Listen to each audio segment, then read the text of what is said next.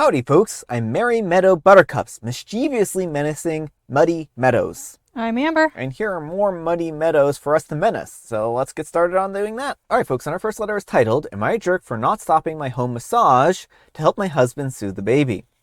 Last week, my husband was away for a work trip, and I had to mostly take care of our baby alone. I have wanted to get a massage for weeks, and now that he's back, we decided that I would get a at-home service massage while he takes care of the baby for an hour and a half. Unfortunately, while I was having the massage in our bedroom, the baby kept crying and started throwing a tantrum and refusing to nap. For the duration of the massage, my husband kept sending passive-aggressive messages, insinuating that I should stop and help him. Knowing that I needed the break, I continued the session. My husband blamed me for not stopping the massage afterwards, saying that I abandoned him. Was I wrong for continuing the massage? I did not think that a crying baby constituted an emergency and thought that if I had stopped, it would mean that my need for rest was less important. Am I the jerk for not stopping my massage to help my husband soothe our baby? All right, folks, what do you think? No, absolutely not the jerk. He is not just like a casual person in all of this. He is the other person who helped create this child. It is just as much his responsibility to care for the child as it is yours. The fact that he can't handle your baby for 2 hours, I think is very telling, and I think it's time that he spent more time looking after the kid solo. What do you think the odds are that he was the one who suggested the at-home massage Yeah, session? so that he could just hand the baby off to OP whenever he wanted. I would bet those odds are pretty high. I don't think that OP is in the wrong here. A crying baby is not an emergency. Now, if his hair caught on fire or something like that during the whole thing, and he's like, I need to go to the hospital or something like that, sure. At that point in time, if OP hadn't stopped their massage, that would be a problem because they're, a real medical issue or something, right? But the fact that he's he's a parent. Kids cry. You sometimes have to take care of them alone, right? What is he going to do if he's out in public and the baby is crying, right? Is he never planning on being alone with this child for more than an hour and a half, more than a half hour? Well, and this is how it happens, is right. like one parent starts out doing more labor, and then they're the one that the child gravitates to, or the one who knows how to soothe them. Mm-hmm. And then the other parent is just like, well, you're better, you can handle this. And it slowly becomes more and more and more. And if one parent is struggling with doing the caretaking, that's not a sign that they need to do less. That's a sign they need to do more so they figure out how to soothe the kid. Mm-hmm. But let me know what you folks think. So anyhow, take care and good luck. And Shade Slayer 738 says, not the jerk. He's a dad. The baby cries. You don't get a break, and you took a break. That's simple. And Martinus Murder says, this is probably why the husband was okay with the massage being at home. He figured that he could interrupt her at any point. This is also the type of person that refers to actually taking care of his kid and parenting as quote-unquote babysitting. I can't imagine trying to relax and enjoy a massage hearing a crying baby, especially if it was your own. The audacity of this man to hammer her with messages too. I would have shut my phone off. Why did she have her phone on during the massage? It's a good question. I was wondering the same. And Pink Flutter says, to answer your last question, moms usually keep their phones on during breaks, strictly in case of a genuine medical emergency. He took that sacred emergency lifeline and completely abused it to spam her with guilt trips because he couldn't survive 90 minutes of actual parenting. All right, folks, and our next letter is titled, Am I a jerk if I don't want the car my boyfriend gets me if he has stipulations on what I can use it for? I'm a 24-year-old female and my boyfriend is a 29-year-old male, and he got into a car accident on the 30th of April. He was driving my car, and according to the police report, he was found at fault, but the driver that hit us ran off anyways. He said that he was super sorry and very remorseful. I didn't blame him for the accident, but everyone that knows me knows that I'm super cautious when I'm driving. I've had that car since 2022, my first car that I bought. My car, unfortunately, was the family car as I still live with my parents, and they haven't had a car for a little while. Anywho, he said that he would buy me a new car, and said that if he sells his current car and an old car that doesn't run, he would get a good amount for it and use that money to get me a car, but on the condition that I can only drive it when I'm with him. We live 45 minutes away from each other, and my job is 15 minutes from his house. He is essentially saying that it's my car, but I can't bring it to my house because he doesn't want my parents driving it. I said to him that I don't want the car if it comes with any conditions. If that's the case, I'll save up and buy my own car, even though he promised to get me one. Am I the jerk? All right, folks, what do you think? No, absolutely not the jerk. So he is the one who destroys your car and then wants to give you one where you can only drive it with him. Like, your car, you could let whoever drive it. Like, if it's your car, it should not matter. The audacity of this man who, again, destroyed your car to be trying to put stipulations on who you can and can't drive with, or who can and can't drive the vehicle, is just unreal. Well, OP doesn't own the car at this point in time. They're just basically, borrowing it from the boyfriend, right? Like, that wouldn't be ownership, right? Like, ownership is when you can take and use your property when and where you want to, right? He is basically saying, I'm going to buy this car that you can use, and you can use it to get me and stuff like that. But I'm guessing also, like, eventually, since it's only when OP can use it with him, that he's going to wear her down, and eventually it'll just become his car anyways, right? Well, it's going to be functionally his, because it can't stay at OP's house. He's already said you cannot have it at your house. Which, how is OP supposed to get to him to use the car if they're 45 minutes apart by vehicle? Like, he comes and gets her, or she has to kind of figure out how to get to and from work and stuff like that. Maybe she has to take a bus because she has to be getting to work somehow right now, right? So I think he is just being overly controlling, and I think that it would be wise for OP to probably not continue this relationship, but only after he buys her a car so that she can actually get something back for her car. This is a terrible situation. I feel bad for OP because they really need a vehicle, and he is taking advantage of her. But let me know what you folks think. So anyhow, take care and good luck. And RM992 says, so he was driving and he was at fault. It was the family car of your family. It sounds like he owes your family a new car and is not in a position to make rules about it. And OP replies, that's what I'm trying to get him to understand. Yes, it was my car, but my family was using it. Now I have to depend on him to get around. And Witty Commenter says, is he putting the car in your name? Because if he owes you a car and he's going to buy himself a new one, that's messed up. But if it's in your name, drive it wherever you want. What is he going to do about it? Break up? Plain and simple, he owes you a car. You're 24, and he is pulling this controlling BS. Nope, you'll have the car longer than you have him, not the jerk. And Beneficial Guest 2140 says, not the jerk, break up with him and take him to court for your costs to replace the car. He had permission to use it, but that doesn't mean that he isn't responsible for the damage that he caused. Yeah. Alright folks, and our next letter is titled, Am I a Jerk for Not Wanting to Sell My Grandmother's Wedding Ring to My Aunt? Hey everyone, I wanted to know what people think that I should do because I'm in a pickle. For some context, I'm a 31-year-old female and I inherited my grandmother's wedding ring when she passed away when I was in kindergarten. It was the only item that I received from my grandmother, and I was given it because I'm the only female grandchild in the family. I'm not married. When I inherited the ring, my mother decided to put it in a safe until I was old enough to keep it. It is still in that safe because I moved around a bunch because I recently finished school and am trying to find a good job. One of the aunts, we'll call her Kate, has never been married and has a hard life. She lives out of state and has a ton of money because of a lawsuit that she won, and she recently sold her house. When my grandmother passed away, she received most of my grandmother's items, including all of her silver jewelry, excluding a diamond necklace and her wedding ring. My aunt isn't a bad person, but she does have an issue with stealing items from family members.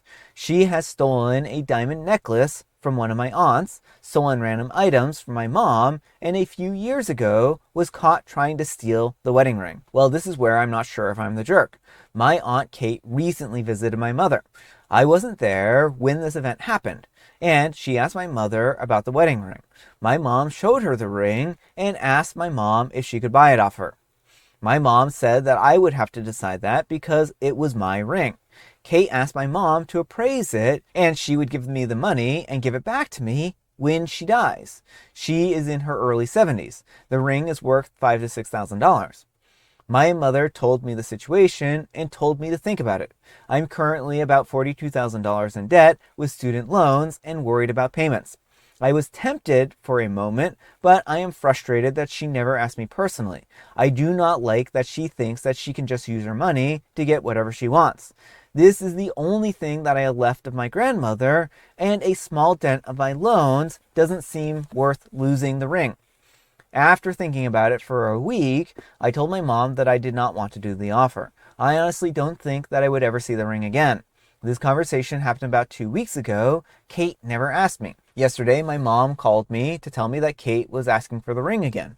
My uncle was going to be in town for a reunion, and she told my mom to give him the ring to give back to her. She reminded her that I didn't want to sell it to her because it's the only thing I have of my grandmother's. She told my mom that she never got anything to remember her mother. My mom is too nice to directly say no. I don't feel the need to say anything because she never approached me. I feel like a jerk because I don't want my aunt to be mad at me over a ring that I don't want to use but want to keep. I don't know if it's worth fighting over and ruining my relationship with her. All right, folks, what do you think? No, not the jerk. It is your ring, and it is your right to decide what to do with it. And the fact that the aunt is going through your mom and not talking to you directly, I think, is very telling too. Maybe because she knows your mom is kind of a pushover and so is trying to just pressure her until she caves. But that is absolutely not okay. You're totally fine to just stick your ground and say nothing. Now, it might be worth it at this point in time getting the ring back so your mom can't hand it over if you think she'll fold under pressure. That would be my only concern. Yeah, I would be concerned about that, but I would say that if OP is tempted by the money, then what they could do is they could get a contract drafted up where the aunt actually, has it promised to OP to give it back to them, and that this is a loan and not necessarily a purchase. That way, all the legal paperwork and everything like that is filed away, and that way, if when the aunt does pass away, OP could get the ring back, right?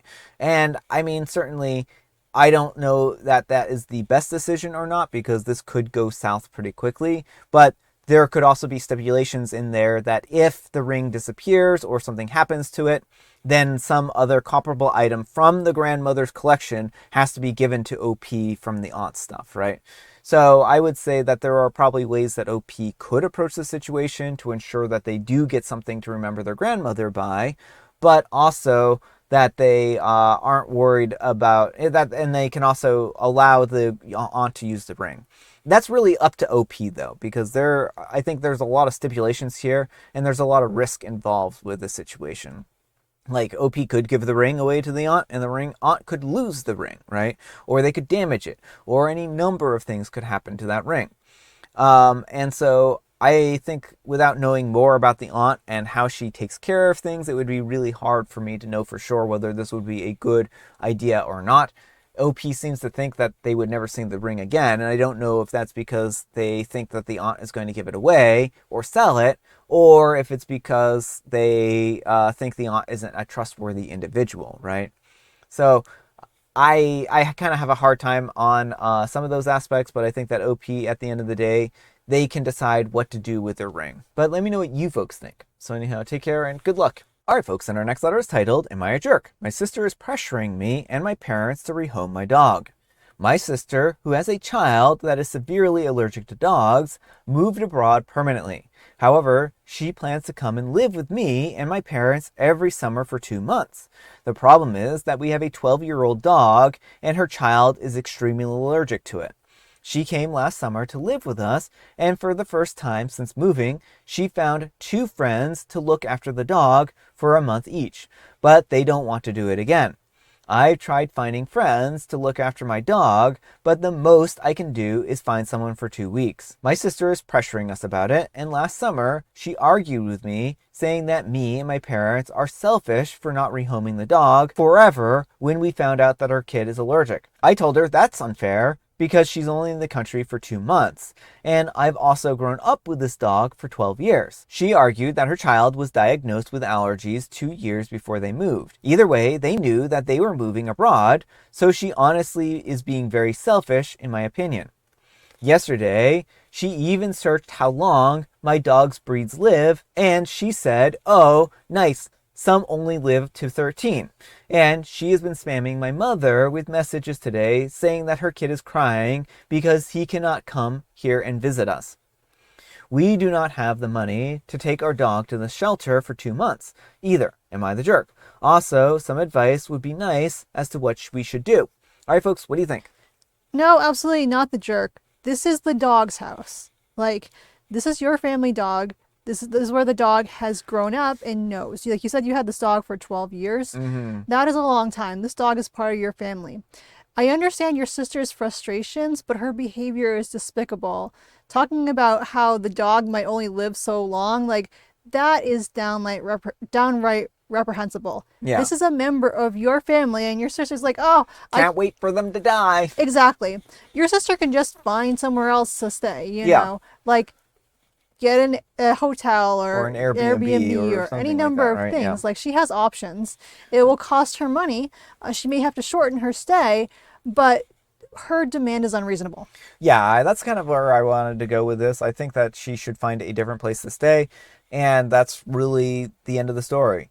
The dog is a family member, plain and simple. And I understand that it's frustrating that the kid is allergic to the dog, but that isn't something that OP caused, right? And I think that it's unfair to expect everyone to kind of reorganize their life around the kid's allergies.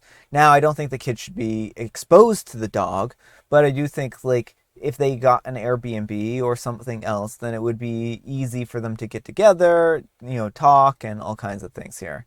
I feel bad because I think the sister wants to do what's best for their kid, but I also think that they are kind of monstrous for being like, I can't wait for your dog to die, right? So I hope that the dog has a long and healthy life, and that's really what I'm hoping here. And I hope that OP and their family stands their ground and continues to care for this pet. But let me know what you folks think. So anyhow, take care and good luck. All right, folks, it is tea time. Grab your beverages of choice. I've got some tea right here, and Amber, she has a joke.